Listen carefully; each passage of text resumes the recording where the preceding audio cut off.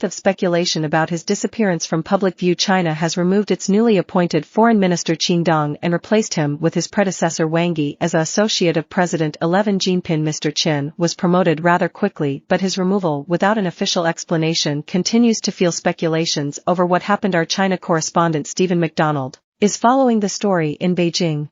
This is of course absolutely massive news in China, and yet in typical fashion it came in such a muted way, with just a few sentences read out on the evening television news bulletin that the Foreign Minister Qingdong was to be removed from his post and replaced by the Communist Party's senior foreign affairs official. 1 year, someone who has done the job before. For the Chinese people, that's all they get, and I suppose it's just for them to accept it. That's the idea. The government made a decision.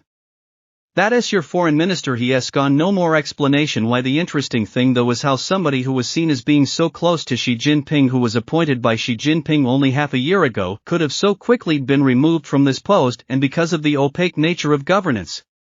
Here all manner of questions are being asked about this. I mean, he disappeared in sort of what, wasn't he funding up through his normal duties about a month ago, and the official explanation was it's because of health reasons. But as the weeks went on and he wasn't reappearing, well, people started speculating maybe this is some sort of political punishment for him. And then online the rumors started spreading about him having had an affair with a television presenter, and that she also had disappeared. Now of course it could be a combination of those two things as well. For example, his enemies in the party could be using an affair like this, an extramarital affair, to get him, because although this is not against the law in China, it could be construed to be against internal party discipline regulations, and so maybe someone who has a different view of him, maybe someone who thinks he is not wolf warrior enough, not going out there hard enough, maybe it's just rivalry, who knows, and that they've used this affair to get him. Either way, here we are still guessing with no further information, and even if it is something to do with his health, none of these options are good. Either way, this it looks like we may never see Qingdong